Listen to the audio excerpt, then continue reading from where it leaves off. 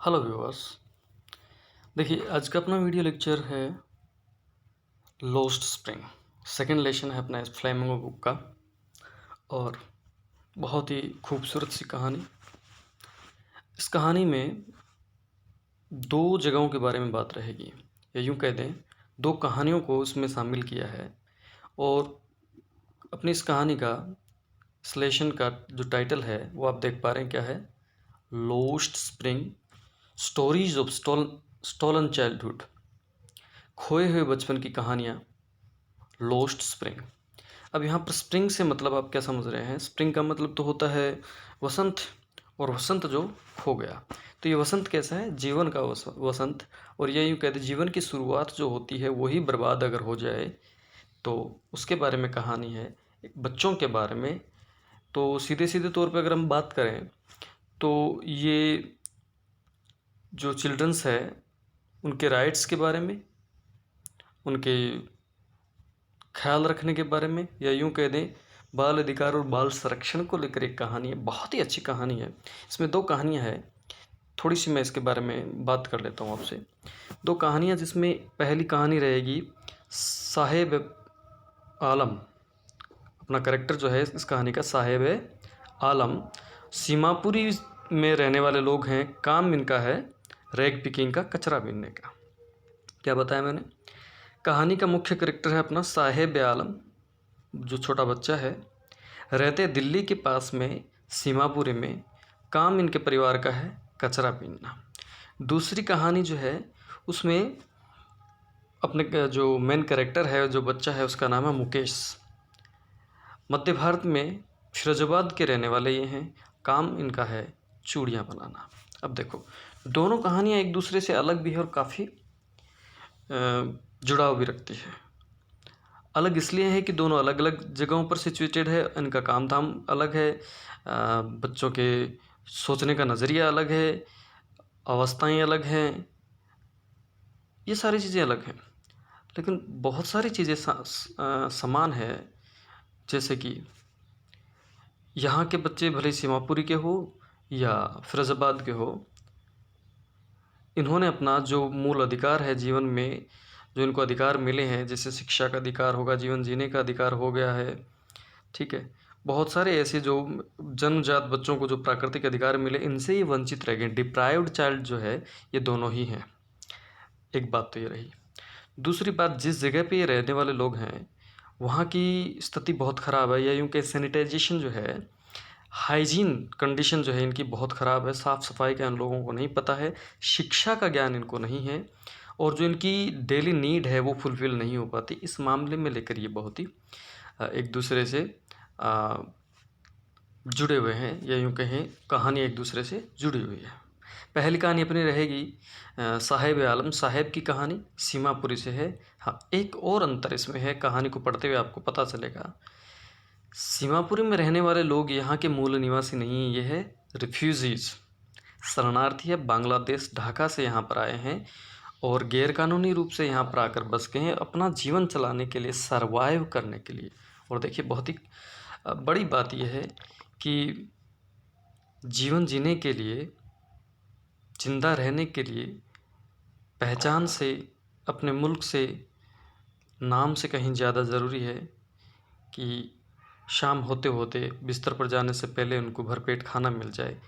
भले वो काम कैसा ही कर रहे हो, सम्मानीय काम हो या नहीं हो, या घृणित कार्य क्यों नहीं कर रहे हो, लेकिन उस काम को करते हुए वो अपना पेट भर सके, ये इनके लिए बड़ी अहम बात होगी। अब यहाँ पर इस कहानी में अनीश जंग हमें कहना क्या चाह रही है, इसको लेकर हम थोड़ी सी बात कर ले। देखिए, सारी डिटेल में इसलिए बता रहा हूँ आपको कि कहानी थोड़ी सी आपके लिए आसान हो जाए और कहानी का जो मोटिव है, उद्देश्य है, वो आपको समझ में आ जाए। अनीश जंग जो है इसकी राइटर जो है, वो हमें ये समझाना चाह रही है कि जो बच्चे डिप्राइव्ड क्लास है, वंचित वर्ग के बच्चे हैं, जो बर्बाद हो चुके हैं, भले ही वो उनकी तरफ सरकारों के द्वारा ध्यान नहीं दिया जाने की वजह से हो सकता है, हमारा सोशल फैब्रिक ऐसा है उसकी वजह से हो रहा है, या उन लोगों का जो काम करने का ढंग ही ऐसा है इसलिए हो सकता है। कोई ना कोई इसके लिए, इसके प्रति जिम्मेदार ज़रूर है। और ऐसी स्थिति में उन लोगों की स्थितियाँ कैसी हैं, ये समझाने की कोशिश करने जा रहे हैं यहाँ पे। ठीक है? तो ये 2 कहानियाँ जिसमें हम बहुत सारी बातें करने वाले हैं, जिसमें हमें लगेगा कि कहीं न कहीं हम भी इसमें दोषी हैं और कहीं न कहीं वो लोग जो यहाँ पर हैं, उनको भी नई पहल करनी ही चाहिए। ठीक है? तो पहली कहानी अपनी रहेगी साहिब के बारे में, जो काम करते हैं, क्या काम करते हैं? सीमापुरी में रहने वाले, और काम इनका क्या है? रैग पिकिंग का, कचरा बीनने का काम है। हाँ, कहानी में कलेक्वल वे में लिखा गया है। कलेक्वल वे का मतलब हो गया बातचीत के ढंग में लिखा गया है। आपस में बातचीत होती रहती है और कुछ डिटेल्स हमें बताई जाती है अनीश जंग के द्वारा। तो यूँ कह सकते हैं कि इसकी राइटिंग जो है वो ओमनिशिएंट है, न ही तो उसमें टोटली सब्जेक्टिव है, ना ही ऑब्जेक्टिव है। ओमनिशिएंट राइटिंग इसमें आप कह सकते हैं। शुरू करते हैं। देखिए, समटाइम्स आई फाइंड अ रूपी इन द गार्बेज। कभी कभार मुझे कचरे के ढेर में 1 रुपया मिल जाता है। गार्बेज का मतलब होता है कचरा। कौन कह रहा है? ये बच्चा कह रहा होगा। यहाँ पर इसको कोट किया है, इसका मतलब एक स्टेटमेंट है। बच्चा कहता है, समटाइम्स आई फाइंड अ रूपी इन द गार्बेज। कचरे के ढेर में मुझे कभी कभार 1 रुपया मिल जाता है। तो अपने राइटर पूछ रही है, why do you do this? आप ऐसा करते क्यों हैं? कचरा बीनने का काम क्यों करते हैं? आई आस्क साहेब whom I encounter every morning, scrambling for gold in the garbage dumps of my neighborhood. ये सवाल मैंने साहेब से किया, whom जिससे एनकाउंटर, एनकाउंटर का मतलब होता है अचानक से मिलना या मिलना। ठीक है, आई एनकाउंटर एवरी मॉर्निंग। उस बच्चे से, उस साहेब से मैंने ये सवाल किया कि आप ऐसा काम करते क्यों हैं जिससे मैं हर सुबह मिलती हूँ। क्या करते हुए? Scrounging for gold in the garbage. यहाँ गोल्ड जो है, इस गोल्ड का ध्यान में रखना, गोल्ड का मतलब सोना नहीं है, लेकिन उन बच्चों के लिए तो ये सोने के जैसे ही है। गोल्ड का मतलब यूजफुल थिंग्स, उपयोगी वस्तुओं के जैसे। स्क्राउनिंग का मतलब होता है सर्च करने से। Seeking for gold in garbage dumps, कचरे के ढेर में वो उपयोगी वस्तु, जीवन जीने के लिए संघर्ष कर रहे हैं, यहाँ पे सर्वाइव के लिए जो उपयोगी वस्तु है कचरे के ढेर में ढूंढते हैं। ऑफ माई नेबरहुड, मेरे पड़ोस में कचरे के ढेर में गोल्ड ढूंढते हुए इन बच्चों से जब हर सुबह मैं मिलती हूँ, तो मैंने साहेब से पूछा, ऐसा काम आप करते क्यों हैं? ये कचरा बीनने का काम आप क्यों करते हैं? अब थोड़ी सी डिस्क्रिप्शन रहेगा कि साहेब आखिर में कौन है, जिसके बारे में हमें अभी अभी हमसे रूबरू हुए हैं। साहेब है कौन? Saheb left his home long ago. Saheb ने अपना घर, जो मूल स्थान है उनका, वास्तविक घर जो है, बहुत पहले ही छोड़ दिया। जो कहाँ पर था? Set amidst the green fields of Dhaka, जो कि ढाका बांग्लादेश की जो कैपिटल है, वहाँ के हरे भरे खलियानों के बीच में उनका घर था। ढाका में इनका बहुत ही खूबसूरत हरे भरे खलियानों में इनका घर था। उस घर को उनको छोड़े हुए काफ़ी समय हो गया। His home is not even at distance memory. और उसका घर जिसको ये छोड़ दिया है, ये उसकी डिस्टेंस मेमोरी, मतलब दूर तक इसको याद नहीं आता है, या पूरी तरह से इसको याद भी नहीं है कि कब उन्होंने अपना घर छोड़ा था। There were many storms that swept away their fields and homes. और घर छोड़ने का कारण भी इन्होंने बता दिया है। There were many storms that swept away their fields and homes. वहाँ पर कई सारे तूफ़ान आते हैं। और आपको पता होना चाहिए कि बांग्लादेश जो है, जहाँ पर नदियों का काफ़ी जाल है और समुद्र के किनारे हैं, आप जानते हैं, बंगाल की खाड़ी जो आप देख पाते हैं, तो वहाँ पर बहुत सारे तूफ़ान आते हैं। और इस वजह से, तूफ़ान की वजह से उनके खेत और उनको घरों को बहा दिया जाता है तूफ़ानों के द्वारा। इसलिए उन्होंने अपने घर को छोड़ दिया और कहाँ पर आ गए? इंडिया में वो शरणार्थी के तौर पे, रिफ्यूजीज़ के तौर पे आ गए हैं। हिज मदर टेल्स हिम, और ये बात उसकी माँ ने उसे बताई थी। वो उसकी माँ से ये बात बताती है। दैट्स वाई दे लेफ्ट, और इसी वजह से उन्होंने अपना ये घर छोड़ा है। Looking for gold in the big city where he now lives. और वो अपना घर छोड़कर यहाँ पर आ गए, किस लिए? Looking for gold in the big city. Looking for the gold, gold का मतलब मैंने बताया उपयोगी वस्तुएं हैं इनके लिए, या यूं कहें सर्वाइवल है इनके लिए। जीवन जीने का संघर्ष जो है, ये जीवन जीने के लिए यहाँ पर इस बड़े शहर में आ गए हैं, वेयर ही नाउ लिव्स, जहाँ पर ये लोग रहते हैं। अभी तक हमें लेशन में नहीं बताया कि ये कहाँ पर रह रहे हैं, पर ये अपना अपना घर छोड़कर कहाँ पर आ गए? इस बड़े शहर में आ गए। अब छोटा सा सवाल आपसे ये है कि इस बड़े शहर में ही क्यों आए हैं? तो इसका जवाब आपको आगे मिल जाएगा, क्योंकि उन्होंने अपने शहर को छोड़कर, अपने मुल्क को छोड़कर यहाँ पर क्यों आ गए। बातचीत जो अपनी पहले हुई थी, why do you do this, ये काम क्यों करते हो, साहिब से उसने पूछा। तो साहिब का जवाब क्या रहा है, I have nothing else to do, मेरे पास कुछ करने को और है ही नहीं। I have nothing else to do, मेरे पास और कुछ करने को है ही नहीं। ही मैटर, वो धीरे से बोला।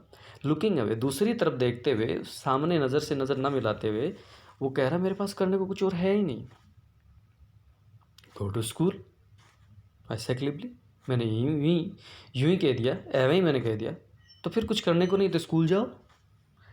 Realising immediately how hollow the advice must sound, और इस बात को रियलाइज़ करते हुए, इस बात का तुरंत ही एहसास करते हुए, तत्काल इस बात का एहसास करते हुए कि मैंने जो सलाह दी, मैंने जो एडवाइस दी, वो कितनी हॉलो थी, कितनी खोखली थी, आप समझ सकते हैं।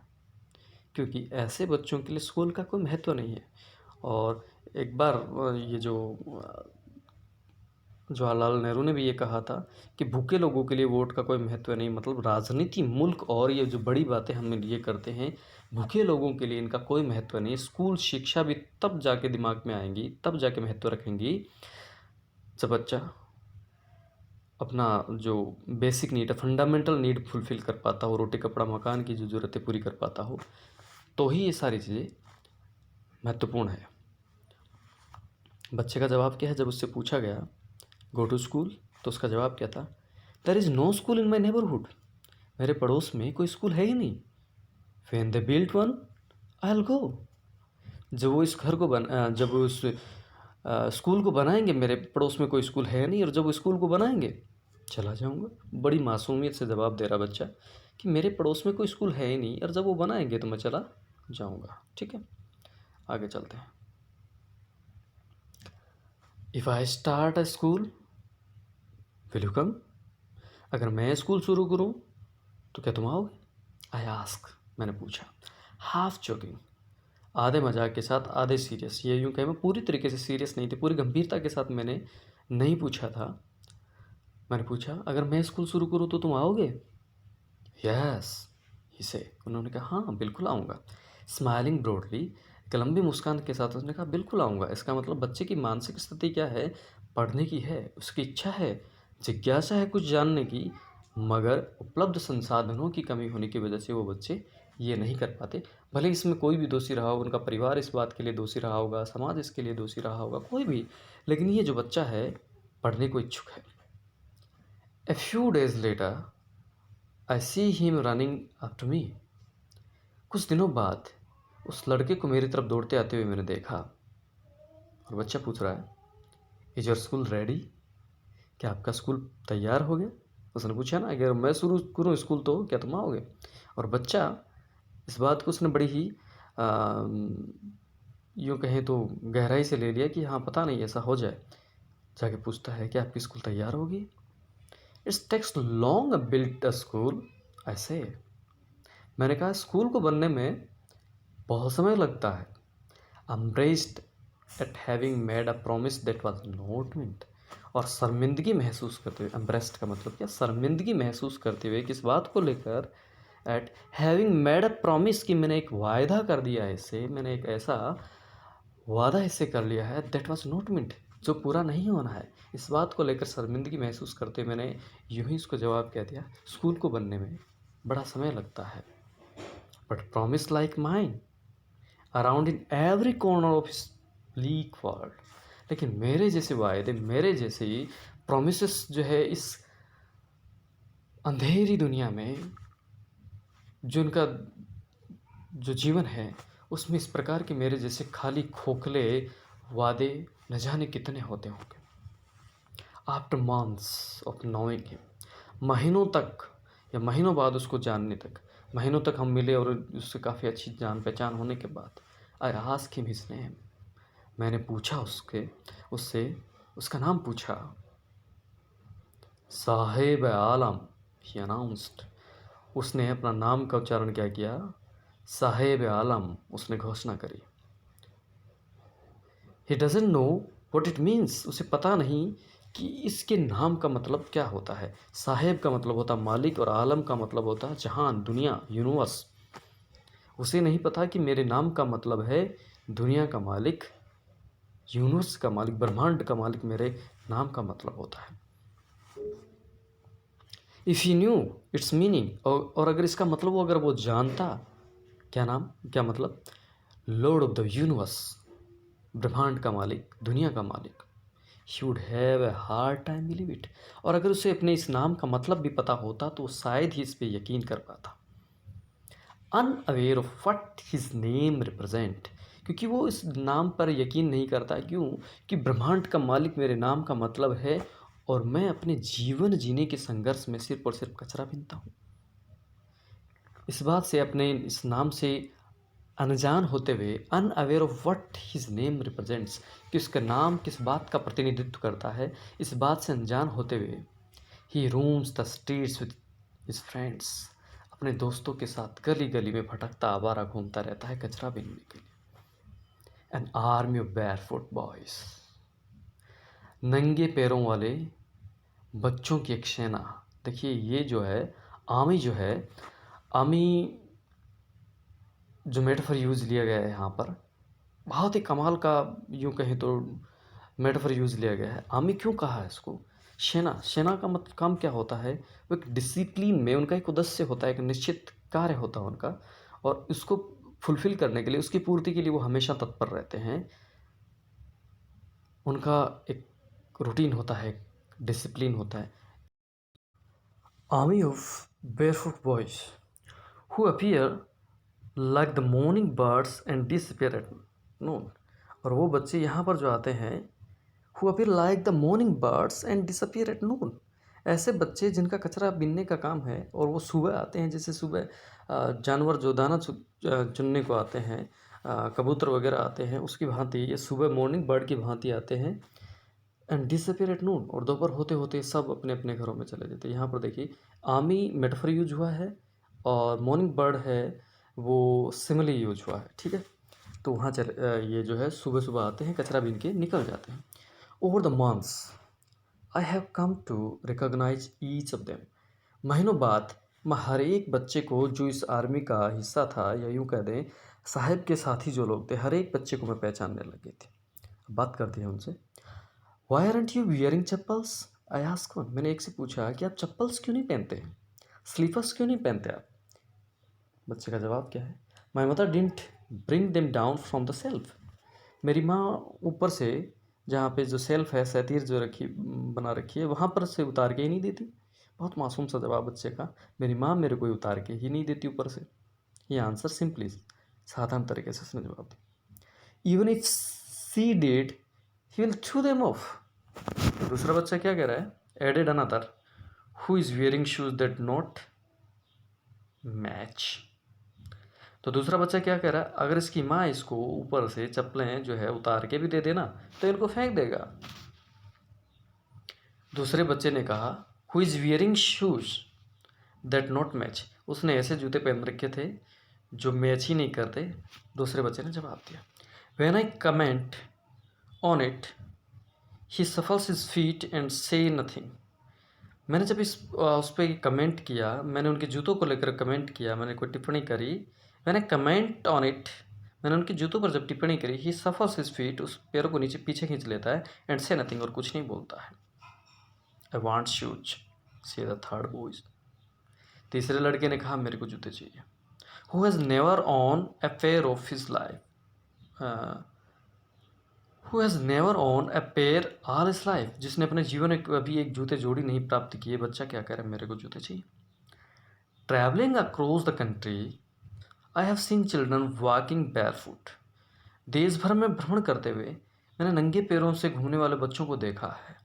In cities, in village roads, गाँव में, शहरों में, हर जगह मैंने नंगे पैर घूमने वाले बच्चों को मैंने देखा है। It is not lack of money but a tradition to stay barefoot.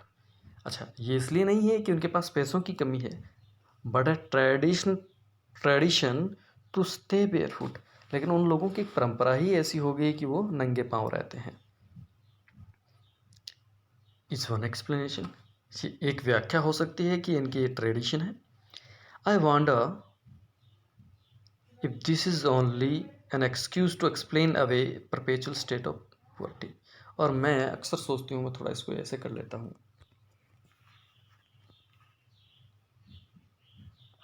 I wonder if this is only an excuse to explain away a perpetual state of poverty. और मैं अक्सर सोचती हूँ कि ये जो परपेचुअल स्टेट ऑफ पुअर्टी है, सदा लगातार चलने वाली गरीबी का एक बहाना ये हो सकता है कि वो लोग जूते पहनते ही नहीं हैं, क्योंकि उनके ट्रेडिशन है। हम ऐसा एक बहाना कर सकते हैं। I remember a story, a man from Udupi once told me. मेरे को एक कहानी याद है, एक आदमी ने मुझे उड़ुपी में एक बार मेरे को एक कहानी सुनाई। वो मेरे को कहानी याद है। कहानी क्या है देखिए। As a young boy he would go to school past old temple. एक छोटा बच्चा जो मंदिर के बगल में ही जो स्कूल है वहाँ पर जाया करता था। Where his father was priest. और उसी मंदिर में उसके पिताजी जो है प्रिस्ट थे, और वहीं पे एक स्कूल स्थापित कर रखी थी उन्होंने। He would stop briefly at the temple and pray for a pair of shoes. और वो बच्चा मंदिर के सामने जाता और जूतों के लिए, एक जोड़ी जूतों के लिए हमेशा भगवान जी से प्रार्थना किया करते थे। 30 years later, 30 सालों बाद, आई विजिटेड हिज टाउन। मैं 30 सालों बाद उसके, कौन कह रहा है ये आय कौन है? जिस व्यक्ति ने कहानी सुनाई है वो, उसके लिए ये आय। I visited his town and the temple. और उस मंदिर और उस टाउन पे जब मैं 30 साल बाद में जब वापस लौट के गया, which was now drowned in the air of desolation. जो अब क्या हो गया है, देखिए क्या लिखा है, ड्राउन इन एयर ऑफ डेजोलेशन। वो वीरानी में चला गया है, बर्बाद हो गया है, यूँ कहें। वहाँ पर अब ज़्यादा चहल पहल नहीं है। In the back yard where live the new priest. और पीछे की तरफ, मंदिर के पीछे की तरफ जहाँ स्कूल है वहाँ की तरफ कह दे, in the back yard where live a new priest. वहाँ पर एक और पुजारी रहता है, नया पुजारी। There were red and white plastic chair. और वहाँ पर लाल और जो सफ़ेद प्लास्टिक की चेयर पड़ी थी। अ young boy dressed in a grey uniform. एक छोटा बच्चा ग्रे यूनिफॉर्म पहन रखी है, वियरिंग सॉक्स एंड शूज, जूते और मोजे पहन रखे हैं। अराइव्ड पेंटिंग, देखिए प्रोनाउंसिएशन इसका पेंटिंग है, पेंटिंग का मतलब हाथ, हफ्ता हुआ। Arrived painting and through his school bag on folding bed. और फोल्डिंग बेड पे अपना बस्ता जो है बैग फेंकते हुए हाँफता हुआ सा वहाँ पर आता है। Looking at the boy I remember the prayer another boy had made to the goddess when he had finally got a pair of shoes।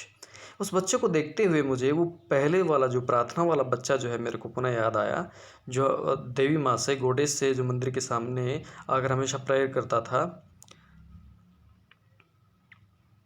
He had finally got a pair of shoes, जिसको अंततः एक जोड़ी जूते उनको मिल ही गए थे।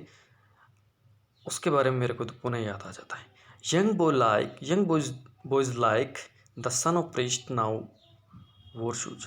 और छोटे बच्चे जो पुजारी के बच्चे की भांति, कई सारे जो छोटे बच्चे हैं अब जूते पहनते हैं, चप्पलें पहनते हैं। But many other like the rag pickers in my neighbourhood remains shoelace.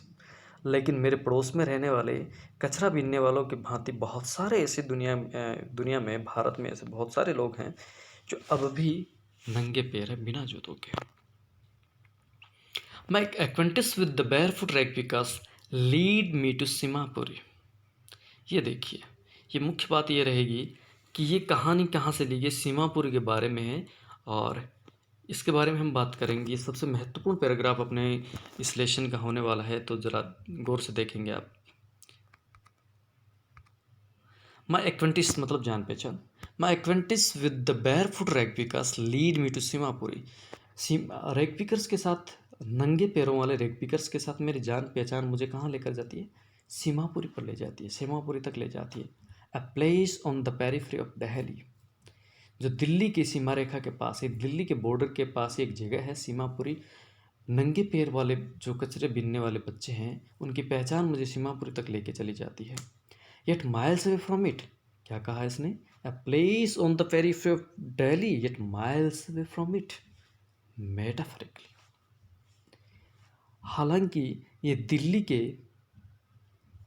पास में उसकी सीमा रेखा पर ही है, लेकिन मेटाफरिकली, लाक्षणिक रूप से दिल्ली से कोसों दूर है। इस बात का क्या मतलब हुआ? आप इस बात को यूँ समझिए, दिल्ली के बहुत ही नज़दीक है, लेकिन दिल्ली जैसा डेवलपमेंट जो है, दिल्ली जैसी जो फैसिलिटीज़ हैं, दिल्ली जैसा जो लिविंग स्टैंडर्ड है, वो यहाँ पर नहीं देखने को मिलता। तो लाक्षणिक रूप से दिल्ली से बहुत ही दूर है। Those who live here are squatter who come from Bangladesh back in 1917। और जो यहाँ पर रहते हैं, those who live here, जो यहाँ पर रहते हैं, are squatters, गैर कानूनी रूप से आकर यहाँ पर बस गए हैं, who come from Bangladesh back in 1971, जो बांग्लादेश से यहाँ आकर बस गए हैं। Saheb's family is among them, Saheb का परिवार भी उन्हीं में से एक है। सीमापुरी वाज देन विल्डरनेस, और तब सीमापुरी क्या था? बंजर था, वीरान था। स्टिल इज, क्या कह रहा है? 1971 में जब बांग्लादेश से ये लोग सीमापुरी के पास में आए थे, तब सीमापुरी क्या था? बंजर था, वीरान था। वैसा अब भी है, but it is no longer empty. पर अब ये खाली नहीं है। समझ सकते हैं आप, डेवलपमेंट तो आज भी नहीं हुआ है, मगर आज यहाँ पर भीड़ है कचरा बीनने वालों की। इन स्ट्रक्चर ऑफ मड, और क्या देख पाएंगे आप? इन स्ट्रक्चर ऑफ मड, कीचड़ का ढेर है। With roof of tin and tarpaulin, tin की और तिरपालों की, टेनों की और तिरपालों की छत बनी हुई है। डिवाइड ऑफ सेवेस, स्वच्छता से अनजान है। ड्रेनेज और रनिंग वाटर, स्वच्छता से अनजान है, नालियों के बारे में और बहते हुए पानी को लेकर ये अनजान है, या कहते साफ सफाई और स्वच्छता का ज्ञान इन्हें नहीं है। लिव 10,000 रेग पिकर्स, और यहाँ पर 1971 के बाद से 10,000 कचरा बीनने वाले लोग यहाँ रह रहे हैं।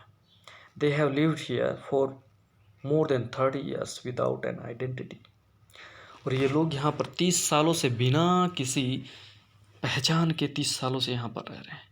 विदाउट परमिट, बिना सरकारी आदेश के, बिना सरकारी परमिशन के यहाँ पर रह रहे हैं।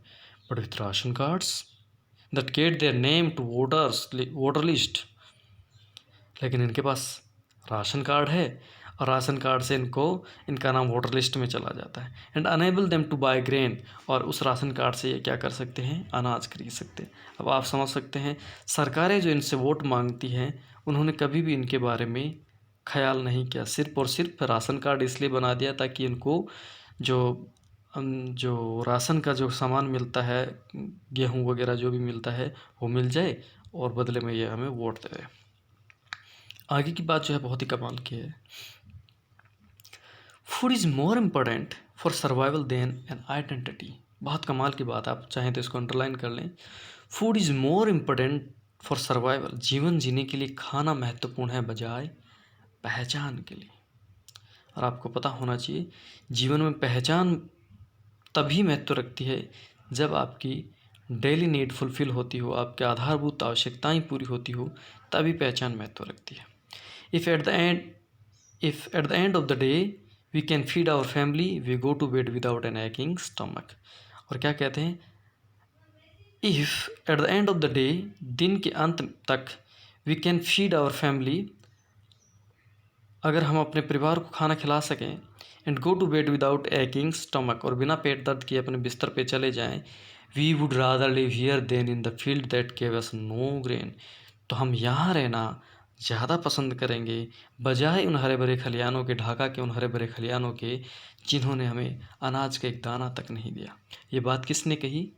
से a group of women in tattered sari, फटी हुई साड़ी की एक महिला ने ये जवाब दिया।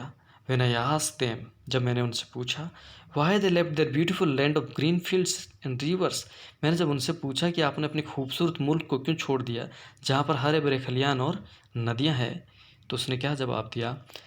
अगर शाम होते होते हम अपने परिवार का खाना खिला दें और बिना पेट दर्द किए, बिना खाली पेट अगर हम सो जाएं, तो हम यहाँ रहना ज़्यादा पसंद करेंगे बजाय अपने हरे भरे खलियानों के। And survival is in Seemapuri means rag picking, और सीमापुरी में सर्वाइवल का मतलब क्या है?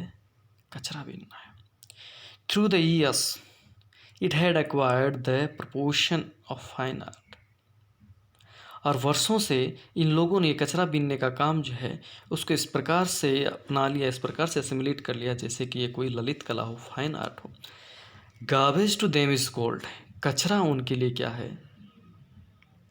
सोने की भांति है, बहुमूल्य चीज़ की भांति है। It is their daily bread. यही उनका जीवन का एक आधार है, ये उनकी डेली ब्रेड है, रोजी है उनकी। A roof over their heads. और उनके सर पे जो छतें हैं, टीन या टारपोलिन की जो सर पे छतें हैं, even if it is leaking, भले ही वो जो रूफ है वो लीक करती हो, उससे बारिश का पानी आता हो, मगर but for a child it is even more. लेकिन बच्चों के लिए ये चीज़ अलग है। तो आज हम सिर्फ इतनी ही बात करेंगे क्योंकि लेक्चर काफ़ी बड़ा हो जाएगा। आगे के पार्ट में हम देखेंगे 1 या 2 इसके पार्ट बनते हैं। तो पहले पार्ट में हमने इतनी बात करी, तो आप इसको गौर से पढ़ेंगे, 1 बार 2 बार पढ़ लें। मेरे हिसाब से बहुत ही शानदार लेसन, आपको इसको दोबारा पढ़ना चाहिए। Thank you.